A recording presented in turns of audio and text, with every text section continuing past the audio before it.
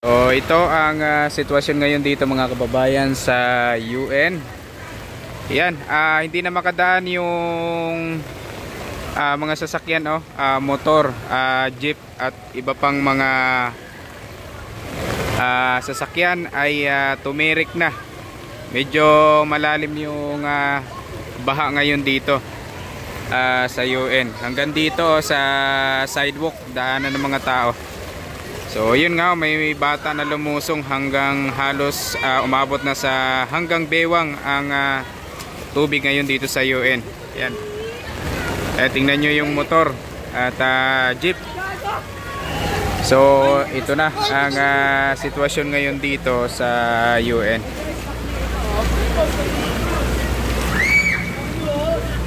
Matindi oh.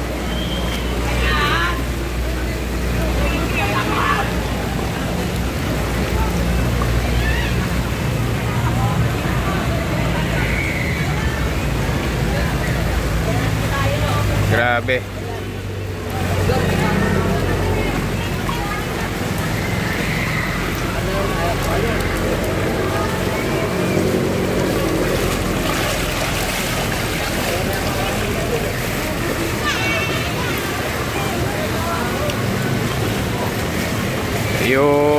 Itong jeep na ito mga kababayan, hindi na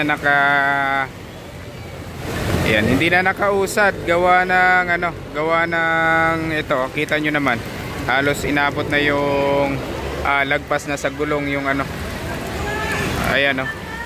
So inabot na ata yung makina. Ayan, kita nyo yung motor oh. Grabe. May mga dumaang ding dumaang mga nung nakaraang sunod-sunod na baha no. Almost 2 weeks ata yon. Pero ito ata yung pinakamatinding baha ngayon dito. Kasi medyo malalim eh. Ay mga sasakyan hindi na talaga makakadaan dito.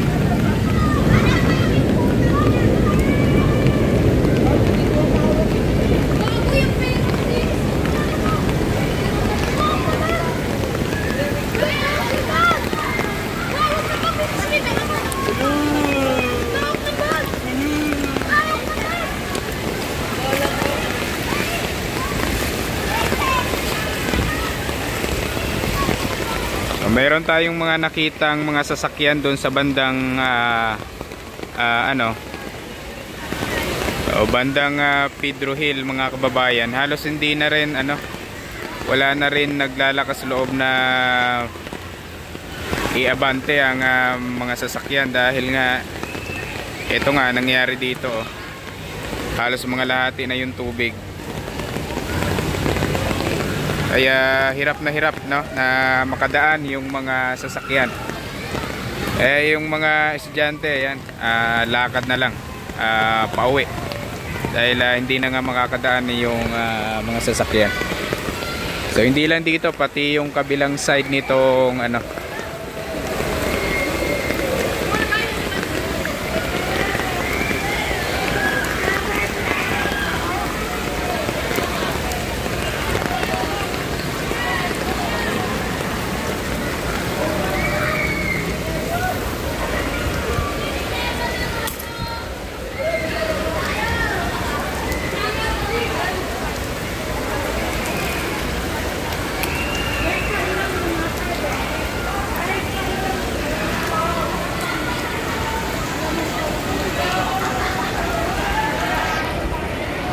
may mga sasakyan dito yan.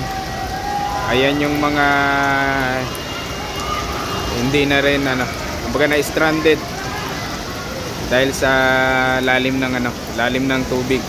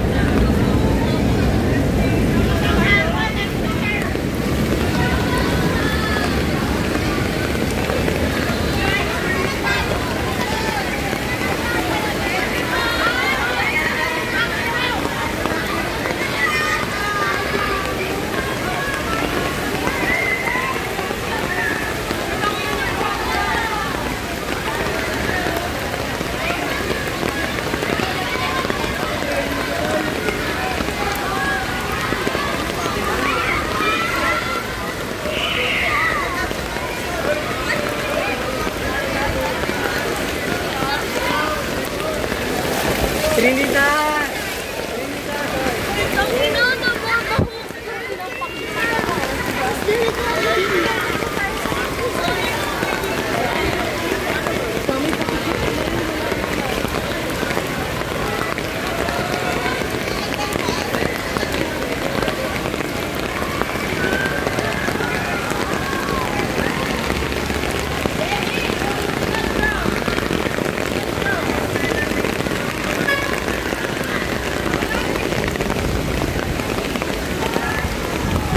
Grabe ang lalim, oh.